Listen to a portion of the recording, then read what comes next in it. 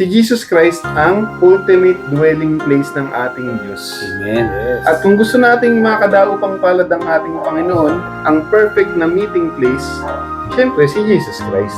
The only way na makakaugnayan natin ang ating dakilang lumikha ay sa pamamagitan ng Jesus Christ. So, kailangan yung paggalang natin, pagmamahal, pag-aalaga, no? Ibibigay natin lahat yun sa ating Panginoon. Amen. Kasi siya lang ang daan patungo sa ating Ama. Kung tayo, nire-recognize natin yung sarili natin na miyembro ng simbahang Katolika, kailangan lagi nating isa sa puso na si Jesus Christ kaisa natin. Amen. Kung sinasabi mong kaisa mo ang Panginoon, hindi mo siya tatraidorin. No?